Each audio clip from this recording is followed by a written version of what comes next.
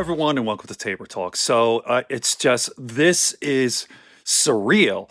So, I'm sure everyone knows that Trump has a new ad. It's like a campaign thing. It's like in the middle of a pandemic. This guy puts out a video about how great he is and how he's handling the coronavirus. It's fucking sick. It's sick and twisted. And you know what? I'm going to say something. You know, I've gotten rid of everyone on my social media who's on the right. I tried to deal with them and interact with them, try to have conversation. In 4 years, it doesn't work. You know what? You're a Trump supporter. You're fucking stupid.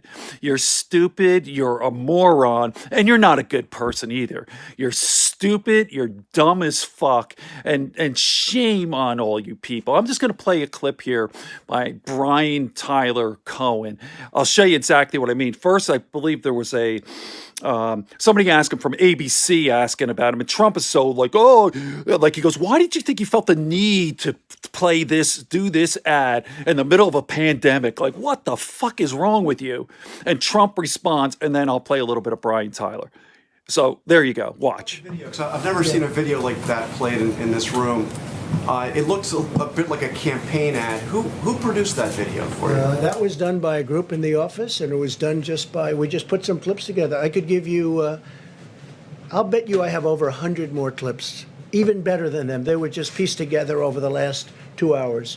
That was just, we have far better than that. That's nothing compared to some of them. This was produced here in the White House. Yeah, this was done by Dan and a group of people, and they just put it together in a period of probably less than 2 hours. Why did you feel need to do that? Because we're getting fake news, and I like to have it corrected. They're saying what a great job we're doing, and the media, these are the governors of California, governor of New Jersey, governor of New York. Look, in New York, we work very close with Andrew. In New York, ventilators were going to be a problem. They didn't have a problem. We got them tremendous numbers of thousands, but we got them tremendous number of ventilators. You don't hear ventilators are a problem. Beds were going to be a problem. I mean, I'm happy about it. The Javits Center, which is incredible, is almost empty. This is ABC's John Carl holding Trump's feet to the fire for having aired a campaign ad during a press briefing, which I'll show you a few seconds of to give an idea, without being yet another outlet to unwittingly distribute White House propaganda.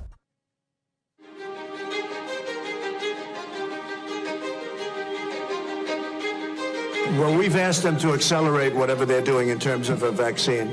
We will be suspending all travel from Europe to the United States for the next 30 days. To unleash the full power of the federal government in this effort today, I am officially declaring a national emergency. Medicare patients can now visit any doctor by phone or video conference at no additional cost. The first 1 million masks will be available immediately. And this is the consequence of denying someone who needs constant adulation the ability to hold his rallies. Because now he's turned his daily coronavirus press briefings, where he's supposed to be held to account for his administration's botched handling of the outbreak that has led to more than 500,000 cases and nearly 25,000 deaths, into campaign rallies. From bringing up his mouthpieces to congratulate him on a job well done, to literal propaganda videos, Trump is now exploiting a pandemic that he exacerbated for his own personal benefit. Of course, the downside of not understanding or even caring about the law is that Trump constantly breaks it. And that seems to be the case here. The reason that John Carl asked who produced that clip is because either this was put together by White House staff and therefore paid for with our tax dollars, which could implicate his staff in a violation of the Hatch Act, a federal law that limits federal employees' work on political campaigns, or it was made by his campaign and played in a government building, which, surprise, is also illegal. With that said, I think the last thing Trump is concerned with is breaking the law. But the more absurd part here is that Trump would even think that using this forum is appropriate to congratulate himself in the first place. Even if Trump's response for the outbreak was successful, this wouldn't be the place to do it. But given the fact that it wasn't successful, that's all the more reason not to. There are tens of thousands of Americans dead. This should be about them. This should be about consoling their families and loved ones. This should be about ensuring that no one else needlessly dies. This should be about about mourning. Imagine if George W. Bush showed up at a press briefing while they were still pulling bodies out of the rubble on 9/11 and aired a campaign ad complimenting his own response. This is like that, only we've lost almost 10 times as many people so far. But the worst part is that this administration's failed response is his fault. When Trump should have been warning the American people about the very real dangers of the virus and advocating for the early implementation of social distancing and facilitating our testing capabilities, he was holding campaign rallies. He invoked the word hoax and likened Democrats' very legitimate concerns to impeachment or the Russia investigation. He pretended it would vanish with the warm weather like a miracle. He said it was completely contained. He said it was no worse than the flu. All we got for weeks and weeks and weeks was misinformation and denialism, which caused us to completely miss the crucial window of containing the spread. That's not China's fault, it's not Obama's fault, it's not Biden's fault, it's not Michigan Governor Gretchen Whitmer's fault, it's not the Mexican border's fault, it's Trump's fault. So for him to then use a forum made necessary by his own failings to congratulate himself is beyond delusional and yet perfectly on brand for Donald Trump. So there you go. I'm actually pointing the phone here. That's actually me in 1996. So how about that? Adirondacks. 1996. What is that?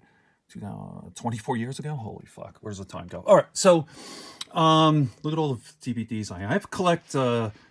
I used to collect DVDs, and I still have, as you can see, I still have hundreds. But anyway, I'm telling you, if you still support Trump after all this, and why wouldn't you? You're a fucking moron to begin with. But I'm telling you, after all this, then you're a fucking moron. You are a stupid human being, and I have zero sympathy for you.